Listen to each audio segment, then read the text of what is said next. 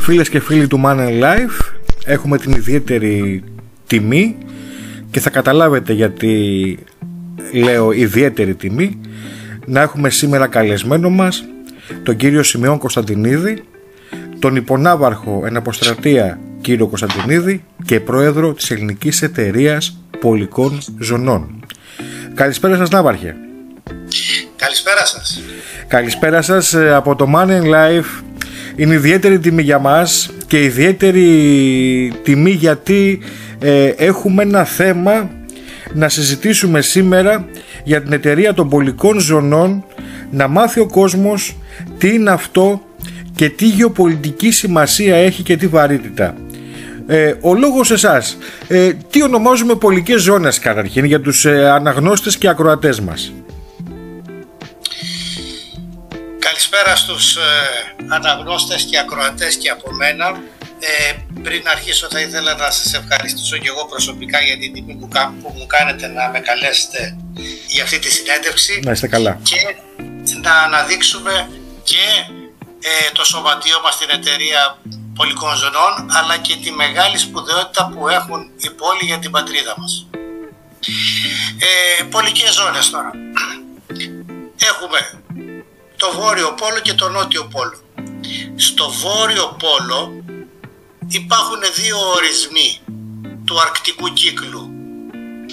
Ο ένας είναι ότι είναι βορειότερα από το 66,33 πλάτος και βορειότερα, δηλαδή μέχρι το 90, μέχρι την κορυφή του πλανήτη μας. Μάλιστα.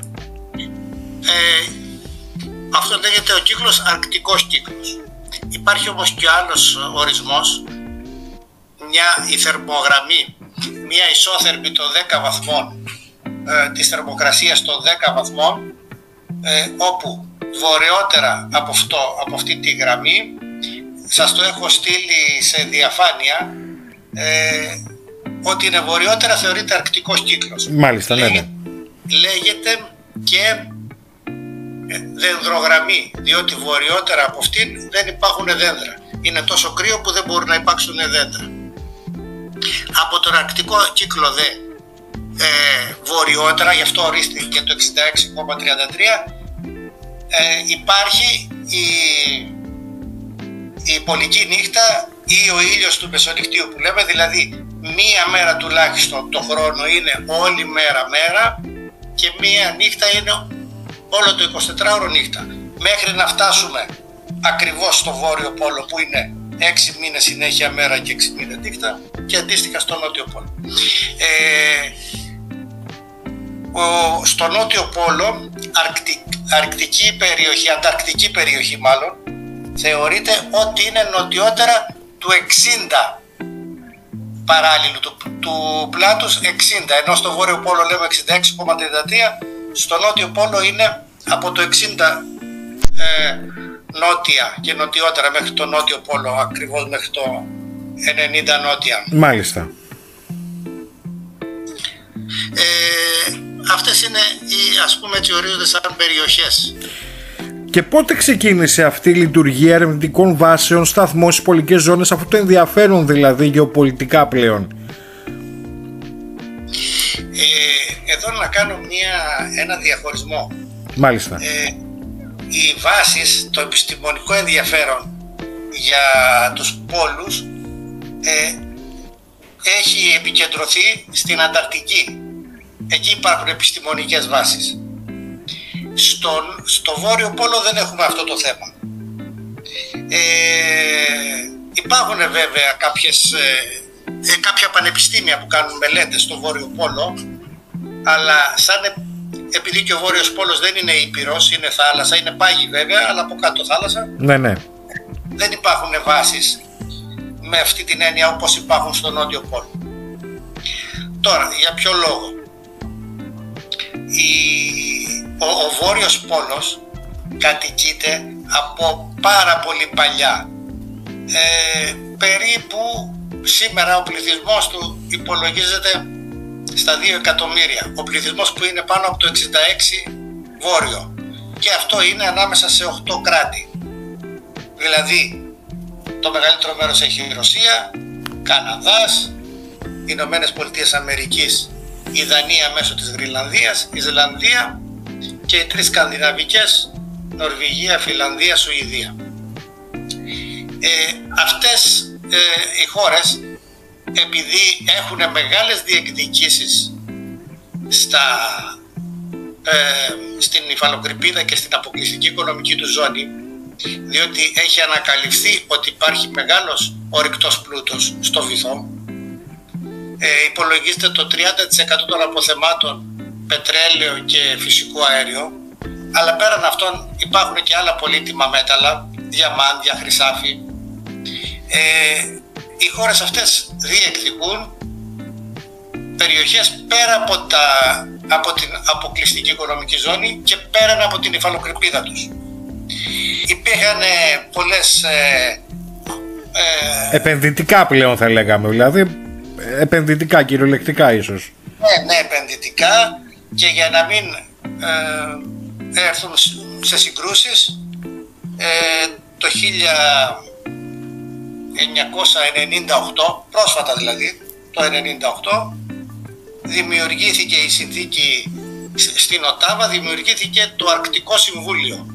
Ένα συμβούλιο το οποίο γίνεται κάθε χρόνο και αυτοί που συμμετέχουν στο συμβούλιο ορίζουν και τη τύχη του αρκτικού κύκλου. Μάλιστα. Αυτό απαρτίζεται από τις 8 χώρες που προανέφερα, που έχουν πληθυσμούς, φυλές που υπάρχουν, οι Νουή, τα Θαμπάσκαν, 6 συνολοφυλές και 6 working groups υπάρχουν που ανήκουν στο Αρκτικό Συμβούλιο και 38 παρατηρητές και μη κυβερνητικές οργανώσεις και άλλες οργανώσεις. Σε αυτό το Συμβούλιο η Ελλάδα, επειδή έχει πολλά συμφέροντα λόγω της μεγάλης ναυτιλίας, διότι η Ελλάδα διαθέτει το 20% της χωρητικότητας της παγκόσμιας ναυτιλίας, σαφώς, ναι, και το 50% της χωρητικότητας της ευρωπαϊκής ναυτιλίας, έχει συμφέροντα στον αρκτικό κύκλο, κυρίως λόγω του ότι με την κλιματική κρίση και το λιώσιμο των πάγων ανοίγουν θαλάσσιοι δρόμοι. Χάνει το μεγάλο ενδιαφέρον η Μεσόγειος και πλέον κοιτάνε να περάσουν από το Βόρειο Πόλο, διότι κάνουν το μισό χρόνο και είναι τα μισά καύσιμα και κερδίζουν το μισό χρόνο. Πρωτοπόροι ήταν οι Έλληνες εφοπλιστές, Τσαάκος, Μαρινάκης, Λασκαρίδης και άλλοι, που πέρασαν τα καράβια τους. Αυτή λοιπόν η Ένωση Εφοπλιστών πίεσε την ελληνική κυβέρνηση να συμμετέσχει ως παρατηρητής στο Αρκτικό Συμβούλιο. Έκανε, μετά από πιέσεις της Ελληνικής Ένωσης Εφοπλιστών, έκανε αίτημα το 2013 η Ελλάδα και δυστυχώς απορρίφθηκε. Εκεί έχουμε μείνει τώρα. Το 2016 που είχε πάει ο πρώην Πρωθυπουργός Τσίπρας στη Ρωσία και είχε συναντηθεί με τον Πούτιν, το είχε θέσει το θέμα, είχε πει ο Πούτιν ότι πρέπει να μπείτε, ναι. Ξαναπήγε κάπου το 2018 ο Υπουργός Εξωτερικών, πάλι το είχε θέσει το θέμα, και η Ελλάδα ακόμα όμως δεν έχει υποβάλει επίσημο αίτημα δεύτερη φορά να είμαστε τουλάχιστον παρατηρητές. Δεν είμαστε ούτε παρατηρητές στο Αρκτικό Συμβούλιο. Μάλιστα. Ναύαρχε, πότε συστάθηκε η εταιρεία, πριν προχωρήσουμε? Δηλαδή, και ποια είναι η εξέλιξή της, για να βάλουμε στο παιχνίδι και τους ακροατές μας? Η εταιρεία Πολικών Ζωνών επίσημα συστάθηκε το 2014, ξεκίνησε από το 2012 από ένα απόστρατο αξιωματικό και πήρε την αριθμό πρωτοκόλλου 177 από το Ειρηνοδικείο των Αθηνών το 2014 με έδρα τη Γλυφάδα. Απαρτίζεται από αξιωματικούς, απόστρατους, επιστημονικό προσωπικό, έχουμε καθηγητές πανεπιστημίων, γιατρούς, ορειβάτες, από όλα τα μέλη της κοινωνίας που ενδιαφέρονται για τους πόλους. Και υπάρχει, να τονίσουμε εδώ, και ιδιαίτερη δράση στις εκδηλώσεις, να ενημερώσουμε κάνουμε την ετήσια εσπερίδα μας στο Πολεμικό Μουσείο. Ανελιπώς από το 2014 που ξεκίνησε η εταιρεία μέχρι σήμερα. Είχαμε μία διακοπή μόνο τα χρόνια του κορονοϊού. Λόγω των αυστηρών μέτρων δεν μπορούσαμε να κάνουμε. Σαφώς, ναι. Η τελευταία ήταν τώρα τον Απρίλιο του 2023 και εκεί καλούμε τα μέλη και τα ενημερώνουμε για τις εξελίξεις. Μάλιστα τα τελευταία χρόνια παίρνουμε και την αιγίδα του Υπουργείου Εξωτερικών και του Υπουργείου Εθνικής Άμυνας, όπου μας στέλνει και εκπρόσωπο. Φέτος είχε έρθει ο υπαρχηγός του Ναυτικού, είχαν στείλει εκπρόσωπο και ο αρχηγός του ΓΕΣ, του Γενικού Επιτελείου Στρατού και της Αεροπορίας, που τους είχα καλέσει. Δυστυχώς δεν ήρθαν από το Υπουργείο Εξωτερικών και είχε έρθει και η πρέσβυρα της Χιλής που την είχαμε καλέσει. Σημειωτώνω ότι η Χιλή έχει τις περισσότερες επιστημονικές βάσεις στην Ανταρκτική. Μ' ακούτε? Σας ακούω απόλυτα και με μεγάλη προσοχή. Η πρέσβυρα της Χιλής Ανελάδη, έτσι, για να μην υπάρξει παρανόηση. Μάλιστα. Ναι, δηλαδή έχουμε έρθει σε επαφή, τους έχουμε θέσει θέματα δικά μας, γιατί ο απότερος σκοπός του σωματείου μας είναι πέραν της μελέτης στις αρκτικές περιοχές που θα προάγει την επιστήμη και από επιστημονικό προσωπικό έχουμε πολύ πλούσιο στην Ελλάδα, και για διπλωματικούς σκοπούς χρειαζόμαστε τη βοήθεια αυτών των χωρών που έχουν πολλά χρόνια, ιδίως στην Ανταρκτική.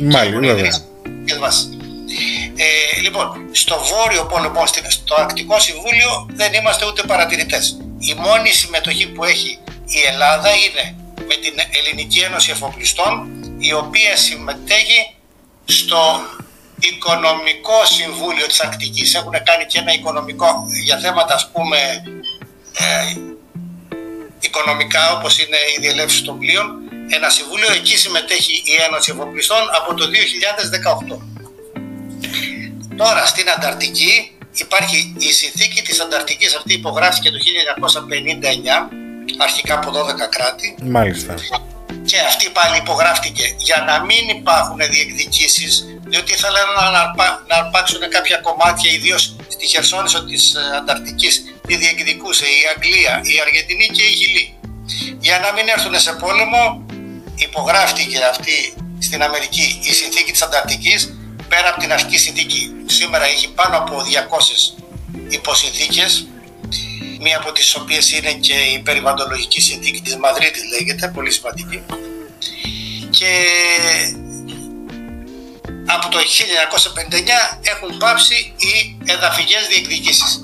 Η Ανταρκτική διατίθεται για επιστημονική έρευνα. Όποιος θέλει δηλαδή να κάνει επιστημονική έρευνα υποβάλλει το αίτημά του στο Συμβούλιο της Ανταρκτικής και του δίδεται κάποιος χώρος όπου κάνει μια επιστημονική βάση και δείχνει τα αποτελέσματα των ερευνών του. Εάν είναι σοβαρά αποτελέσματα, τότε το πρώτο στάδιο και εκεί είναι να γίνεις παρατηρητής. Εδώ θα ήθελα να αναφερθούμε ποιες οι διαφορές του παρατηρητή και του συμβούλου και αν υπάρχει κάποιος συσχετισμός με κάποιο γείτονα. Δηλαδή υπάρχουν χώρες βαλκανικές, γειτονικές της Ελλάδος, οι οποίες είναι ένα βήμα πιο μπροστά. Πολύ καλή ερώτηση. Λοιπόν, ο παρατηρητής είναι μόνο παρατηρητής, όπως λέει και η λέξη. Μάλιστα. Πάει στα συμβούλια, ακούει, βλέπει και δεν μιλάει. Τα σημειώνει αυτά που λένε και έρχεται μετά και ενημερώνει την πατρίδα του. Είναι παρατηρητής. Δεν έχει λόγο ούτε ψήφο. Ενώ το συμβουλευτικό μέλος έχει και λόγο, έχει και ψήφο. Ψηφίζει, δηλαδή μετράει η γνώμη του. Μάλιστα. Τώρα, εμείς από το 1988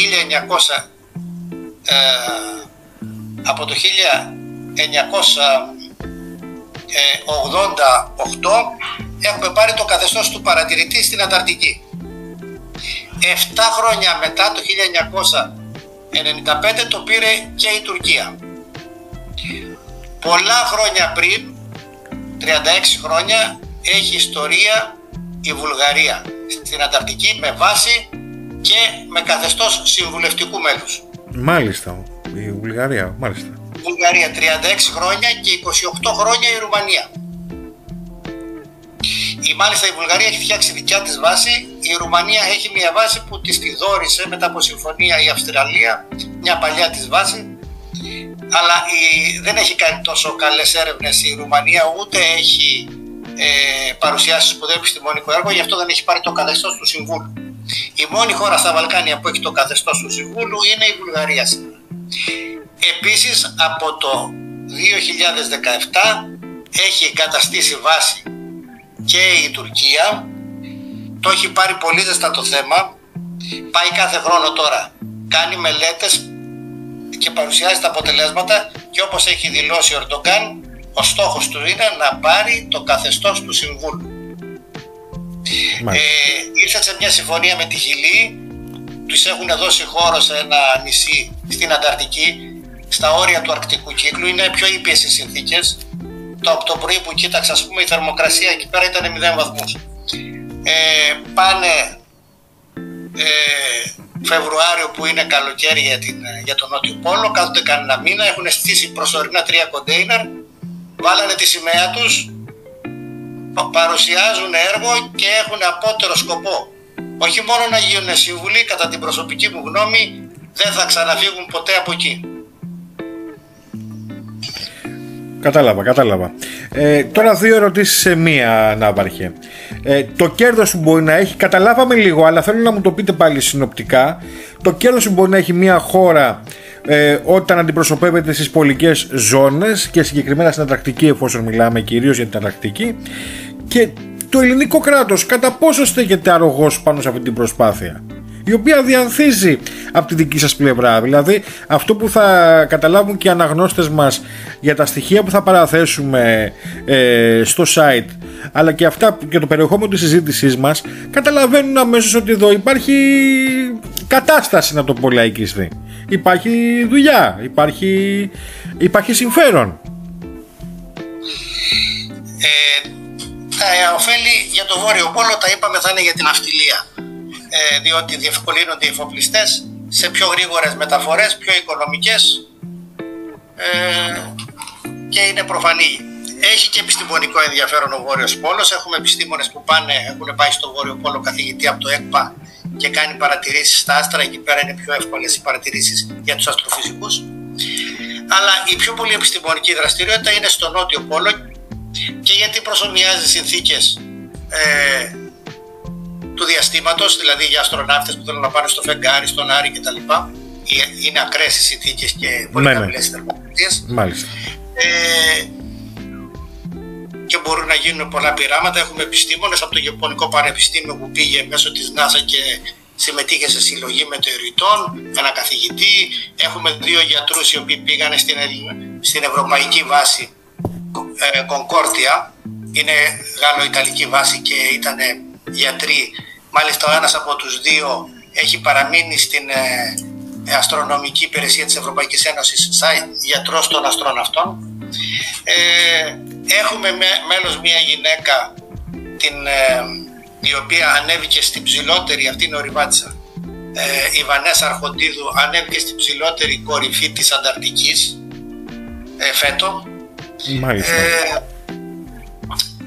Και σύμφωνα με το πρωτόκολλο της Μαδρίτης, ενώ τώρα δεν υπάρχουν εδαφικές διεκδικήσεις, να διευκρινίσω ότι απαγορεύουν τις στρατιωτικές βάσεις, η ρήψη πυρηνικών αποβλήτων, και επιτρέπεται μόνο, διατίθεται χώρος της Ανταρκτικής μόνο για επιστημονική έρευνα. Λέει όμως το περιβαλλοντολογικό πρωτόκολλο ότι μετά, που υπογράφηκε το 1998, ότι μετά από 50 έτη, δηλαδή το 2048, εάν κάποια χώρα το ζητήσει, θα μπορούμε να ξανασυζητήσουμε την εκμετάλλευση του ορυκτού πλούτου. Έχει πάρα πολύ ορυκτό πλούτο η Ανταρκτική, είναι ανεκμετάλλευτος και είναι και αχαρτογράφητος. Γι' αυτό τα μεγαλύτερα κομμάτια τα ζητάει, από ό,τι έχω διαβάσει, η Αυστραλία. Είναι και σε μια σύγκρουση με την Κίνα. Αλλά σήμερα έχουμε 29 χώρες που έχουν το καθεστώς του Συμβούλου, που έχουν λόγο δηλαδή και ψήφο. Η Τουρκία φιλοδοξεί να γίνει το 30ο μέλος, και όλοι μαζί με τους παρατηρητές που είμαστε εμείς είναι 53. Σας έχω στείλει και ένα slides που οι δύο εσωτερικοί κύκλοι με τις σημαίες είναι τα συμβουλευτικά μέλη και ο εξωτερικός που είμαστε εμείς είναι οι παρατηρητές. Η Ελλάδα η κυβέρνηση δεν έχει δείξει το ανάλογο ενδιαφέρον. Εμείς πήγαμε πριν μερικά χρόνια στο Υπουργείο Εξωτερικών, μιλήσαμε με τον αρμόδιο πρέσβη που μας υπόδειξαν, του είπαμε ποιοι είμαστε, το ενδιαφέρον μας, ρωτήσαμε ποιοι πάνε, ποιος είναι αρμόδιος για τους πόλους, και εκεί με τα λύπη μας μάθαμε ότι δεν υπάρχει κανείς αρμόδιος, δεν υπάρχει αρμόδιο τμήμα για τους πόλους, ούτε για το Βόρειο Πόλο, αλλά ούτε για το Νότιο που έχουμε το καθεστώς του παρατηρητή. Και λέω, ποιος πάει στα συνέδρια κάθε χρόνο σαν παρατηρητής? Λέει, στέλνουμε κάποιον από τους διεθνείς οργανισμούς. Μας είπανε, ας πούμε, για ποιον λόγο να ενδιαφερθεί η Ελλάδα, αυτή την ερώτηση που μου κάνατε. Μάλιστα. Μπορείτε να μας κάνετε μια μελέτη να μας πείτε για ποιον λόγο να ενδιαφερθεί η Ελλάδα για τον Νότιο Πόλο? Κάναμε μια μελέτη, πήρε κανένα 2 χρόνια βέβαια, γι' αυτό θέλαμε τη Χιλή, να ζητήσουμε στοιχεία από το Ινστιτούτο της Ανταρκτικής της Χιλής. Τους την υποβάλαμε τη μελέτη και ακόμα περιμένουμε ανταπόκριση. Ξαναπήγαμε τώρα πριν το συνέδριο που κάναμε τον Απρίλιο, ξαναπήγαμε και ενημερώσαμε το Υπουργείο Εξωτερικών για την τουρκική βάση που έχουν κάνει στο Νότιο Πόλο οι Τούρκοι, κάτι το οποίο δεν το ξέρανε, δεν ήταν ενημερωμένοι την πρόοδο τη μεγάλη των Τούρκων. Δεν το γνώριζαν, έτσι, δεν το γνώριζαν, μάλιστα. Ναι, που έχουμε πρεσβεία στην Τουρκία που τα δείχνουν, τα προβάλλουν οι Τούρκοι τα ταξίδια τους στην Ανταρκτική και δεν το γνώριζαν. Και σας λέω, δεν έχουμε αρμόδιο τμήμα για τους πόλους. Σύμφωνα με την περιβαλλοντολογική μελέτη της Μαδρίτης, μετά από 50 χρόνια, δηλαδή το 2048, θα μπορεί κάποιο μέλος από τα συμβουλευτικά μέλη να ζητήσει να εκμεταλλευτεί ορυκτό πλούτο. Και εκεί θα διαμοιραστεί η Ανταρκτική, θα μοιραστούν τα κομμάτια. Και όσοι έχουν επιστημονικές βάσεις θα πάρουν κομμάτια στην Ανταρκτική. Όπως έκανε και η Τουρκία. Εκεί που έχει σηκώσει τη σημαία της, έχει υποβάλει μελέτη τώρα για πολύ μεγαλύτερη βάση επιστημονική, για να κάθεται όλο το χρόνο, τώρα κάθονται 1 μήνα, και δεν θα φύγουν ποτέ από εκεί. Εμείς που έχουμε τέτοιο πλούσιο επιστημονικό προσωπικό, που έχουμε πάει πολλές φορές σε αποστολές άλλων, σε βάσεις άλλων χωρών, γιατί να μην πάμε? Πράγματι, αξίζει κάποιος να παρακολουθήσει την ελληνική εταιρεία πολικών ζωνών και θα καταλάβει αμέσως για το προσωπικό που αναφέρεστε και την προσπάθεια που καταβάλλετε γενικότερα. Όχι να διαβάσουν την περιβαλλοντολογική μελέτη της Μαδρίτης. Εδώ δεν έχουμε αρμόδιο τμήμα στο Υπουργείο Εξωτερικών. Δεν έχουμε αρμόδιο που να ασχολείται, στέλνουν κάθε φορά κάποιον άλλον. Αν δεν φτιαχτεί τμήμα, η διαδικασία είναι να έχουμε ένα τμήμα να παρακολουθεί. Και η επόμενη μας πρόταση θα είναι να φτιάξουμε ένα Ινστιτούτο Πολικών Ζωνών, όπως έχουν κάνει η Βουλγαρία, η Ρουμανία και η Τουρκία. Μάλιστα. Το Ινστιτούτο Πολικών Ζωνών θα οργανώνει μετά αποστολές, θα πάμε σε συνεργασία με άλλες χώρες στις βάσεις τους, θα δούμε πώς είναι και μετά θα φτιάξουμε τη δικιά μας. Σας λέω, οι Τούρκοι 3 κοντέινερ έχουν πάει με ένα καράβι τους. Τώρα πήγε με καράβι και η Βουλγαρία, που έχει ένα υδρογραφικό και κινιόταν μόνο στη Μαύρη Θάλασσα, δεν είχε βγει ούτε στη Μεσόγειο. Φέτος το στείλανε στην Ανταρκτική και πήγε στο λιμάνι και ο πρόεδρος της Βουλγαρίας που τους αποχαιρέτησε. Καλά, οι Βούλγαροι, σας λέω, έχουν 36 χρόνια και είναι και συμβουλευτικό μέλος. Και μην μου πει κανείς ότι δεν έχουμε τα λεφτά, γιατί σπαταλώνται χρήματα πολλά εδώ και εκεί. Γιατί θα τους απαντήσω, η Βουλγαρία που είναι πιο φτωχή χώρα από εμάς, πώς έχει τόσα χρόνια βάση στην Ανταρκτική και παρουσιάζει επιστημονικό έργο? Επιτρέψτε μου να συνυπογράψω σε αυτό που λέτε, καθώς και αυτή η συζήτηση γίνεται εν μέσω δραματικών εξελίξεων στην περιοχή της Μεσογείου και της Μέσης Ανατολής. Πλέον αναζητούνται νέοι πόροι και αυτό που λέμε εμείς σήμερα, που εσείς παλεύετε από το 2012, αν θυμάμαι καλά, θα το βρούμε μπροστά μας. Ναι, σας λέω, για το Βόρειο Πόλο ξέρουμε ότι είναι το 30% των αποθεμάτων σε πετρέλαιο και φυσικό αέριο, ορυκτός πλούτος, πάρα πολύ σοβαρός. Η Κίνα εδώ έχει αγοράσει πετρελαιοπηγές στη Γρυλανδία και πάει και κάνει εξόρυξη πετρελαίου και θέλει να μπει στο Αρκτικό Συμβούλιο, λέει, γιατί είναι εγγύς χώρα. Είναι εγγύς χώρα, λέει, του Αρκτικού κύκλου. Η Κίνα. Θα μου πείτε είναι υπερδύναμη, τώρα θα έχει κάνει και πολλές βάσεις στην Ανταρκτική. Αλλά εμείς με τη μεγαλύτερη ναυτιλία να μην είμαστε ούτε παρατηρητές. Και πάμε και στο Νότιο Πόλο. Ο Νότιος Πόλος έχει πάρα πολλά και σημαντικά ορυκτά. Απλώς είναι αχαρτογράφητος. Απαγορεύεται η εξόρυξη. Όταν θα έρθει όμως το 2048, που δεν είναι μακριά μας, και θα προβάλλουν κάποιες χώρες, το πιστεύω αυτό, αιτήματα για εξόρυξη, όσοι έχουν επιστημονικές βάσεις θα πάρουν και κομμάτια. Και θα πάρει και η Βουλγαρία, θα πάρει και η Ρουμανία, θα πάρει και η Τουρκία. Εμείς γιατί να είμαστε απ' έξω? Γιατί να τη δούμε? Άμα τους έλεγα για την Ανταρκτική, συνέχεια μου ζητάγανε στο Υπουργείο Εξωτερικών να τους πείσω. Γιατί να πάμε? Μα υπάρχουν πολλοί λόγοι και άλλοι λόγοι που δεν φαίνονται σήμερα. Μάλιστα. Είστε σαφείς, Ναυαρχέ. Είστε σαφείς. Κατά κλείδι, ενδιαφέρουσα συζήτηση, όλες αυτές τις πληροφορίες που μας μεταφέρατε και μοιραστήκατε μαζί μας. Φυσικά με αυτό το θέμα, βέβαια, εγώ θα το πω από τη δική μου πλευρά, από την πλευρά του Money Life και της ομάδας, εμείς θα ασχοληθούμε με το θέμα αυτό, δηλαδή κηρύσουμε έναρξη τη συζήτησή μας αυτή, εναρκτήρια θα έλεγα.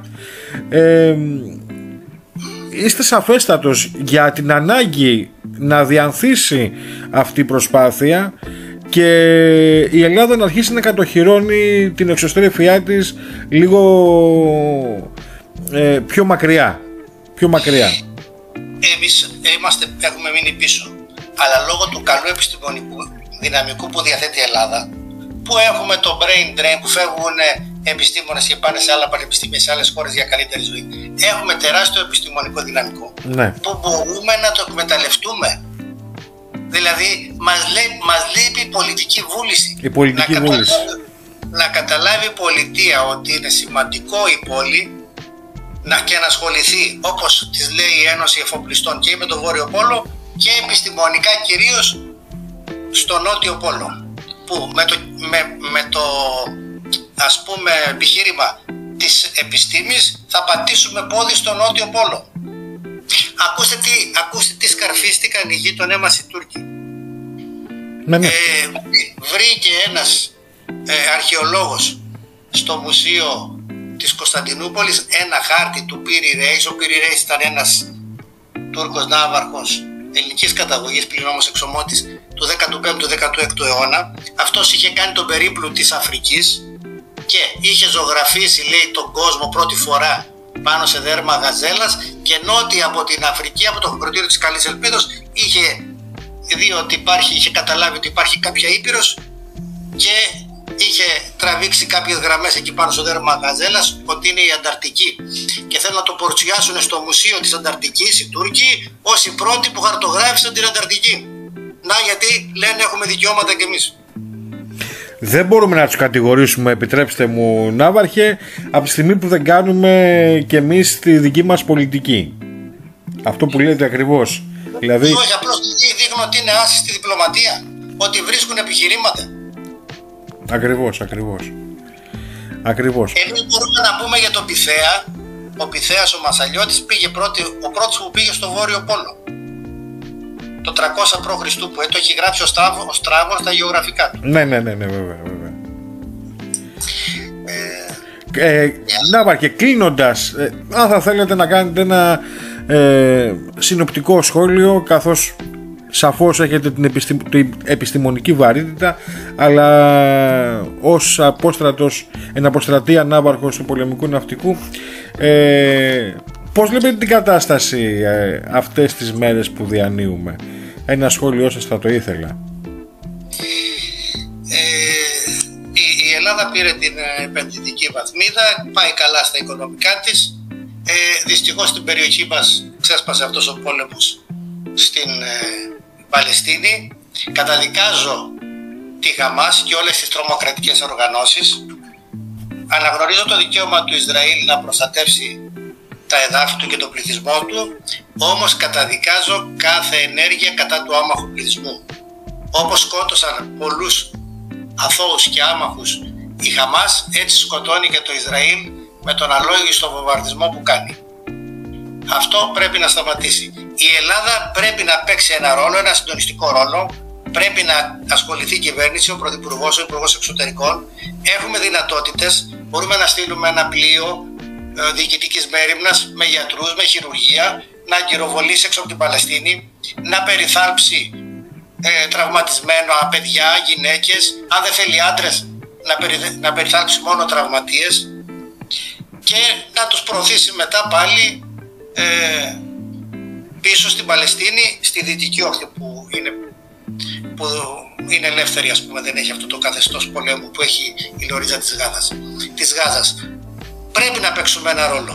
Έχουμε δυνατότητες, έχουμε ισχυρό πολεμικό ναυτικό, πρέπει να δείξουμε ότι βοηθάμε τους αμάχους, είμαστε κατά της τρομοκρατίας, αλλά και κατά της υπέρβασης της, ας πούμε, της κατάχρησης που πάει να κάνει το Ισραήλ σε αυτόν τον πόλεμο. Μάλιστα. Αξιότιμη κύριε Κωνσταντινίδη, Ναύαρχε, σας ευχαριστώ πάρα πολύ για τη συζήτησή μας. Επιφυλάσσομαι για επικοινωνία εκ νέου. Ό,τι μας είπατε όχι απλά είναι ενδιαφέρον, είναι τροφή για σκέψη για κάθε ακροατή και αναγνώστη μας. Από την πλευρά μου εύχομαι να διανθίσει όλο αυτό, να βρεθούν αρρωγοί εκεί που πρέπει και να προχωρήσει αυτή η προσπάθεια που κάνετε για το καλό του τόπου μας, και οφείλω να σας ευχαριστήσω και αυτό ως Έλληνας πολίτης γι' αυτό. Ευχαριστώ πολύ και εγώ διπλά ευχαριστώ που μου δώσατε το βήμα να μιλήσω για το σωματείο μας, το οποίο δεν το ξέρει πολλοί κόσμος. Προσπαθούμε να το αναδείξουμε, καλούμε κόσμο πάντα στις σπερίδες μας και θέλουμε, ας πούμε, όχι μόνο ο κόσμος αλλά και η κυβέρνηση να έρθει να μας ακούσει και να λάβει μέτρα. Πιστεύω θα εισακουστεί το μήνυμά σας. Πιστεύω θα εισακουστεί. Πάρα πολύ, ευχαριστώ πάρα πολύ. Να είστε καλά. Να είστε καλά κύριε Κωνσταντινίδη. Να είστε καλά, Ναύαρχε. Σας ευχαριστούμε πολύ. Να είστε καλά. Καλό βράδυ.